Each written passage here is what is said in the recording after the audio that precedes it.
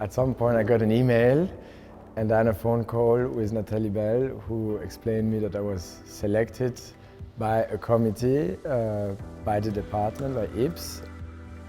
For me it was a great honor to be approached by Earth, Atmospheric and Planetary Science Department, because the concern or the disciplines which are looked into in this department are absolutely crucial for my work, and I think there's a lot of overlap in what I'm doing and what the scientists here are studying. The first piece which will actually welcome the people coming to the department, not all who wander are lost, and that's a series of 3 sculptures. They are glacial erratics. Glacial erratics are basically rock boulders which have been carried by ice ages and where a certain material end up in a place that it don't belong to. So those boulders, they just not display ice boulder because that will not be enough.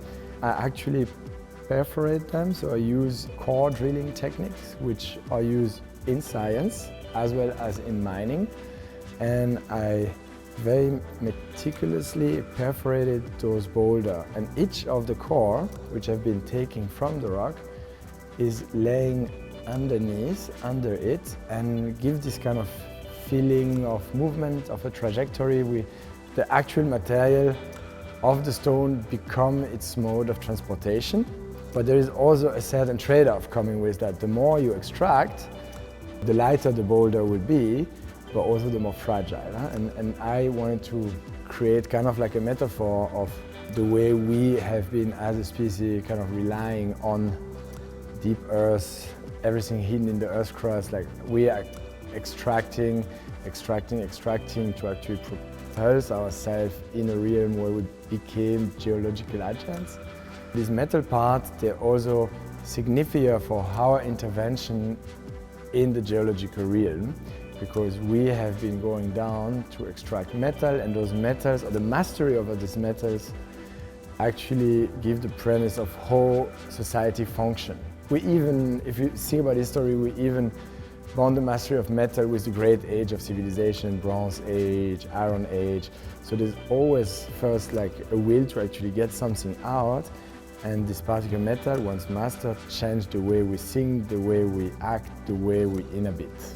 And then we have 3 vitrines, which somehow are in dialogue with the architecture. In each of these vitrines, there is a globe. This globe has been sanded down and rendered somehow useless, but also rendered smooth to kind of show a more holistic way of perceiving the world. The world is one entity, is one thing, is not a collection of territories and borders.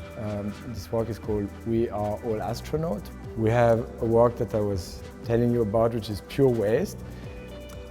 It's a hidden work that people will have to look for and will never find, but there is a little hint. There's a little metal circle that you can find, and underneath 1 carat of diamond have been buried. And this diamond is pretty particular because it is made with CO2 that I capture first from thin air through direct air capture technology. So I work with scientists at ETH, which is the Swiss Polytechnic University of Science. And Dr. Aldo Steinfeld, who developed one of the first direct air capture membrane, helped me to actually collect CO2 from thin air, and then I add CO2 collected from exhalation from people around the world. And all that crystallized into a diamond, which is now embedded in the foundation of the building here at IPS. But Pure Waste is basically a work which happened on a conceptual level, where I create the diamonds and then I release the diamond into a glacial mill in North Greenland as an act of sacrifice and reconciliation, an allegory for our inability, or maybe ability, to actually close the carbon cycle. We will never be able to close it, but maybe we'll be able to navigate it in a better way and not counter-current as we're doing today. And so it never been about creating value. And a diamond have a certain value, so I don't want it to cherish the gemstone.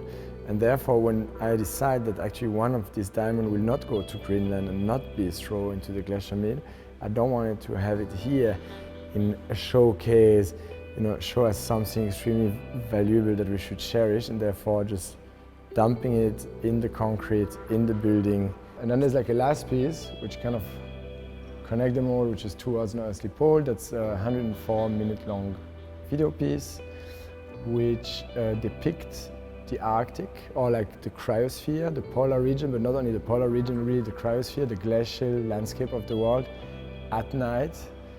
It's a collection of thoughts which spreads through the building, above and underneath, and which somehow are basically collected under one title. Everything was forever until it was no more.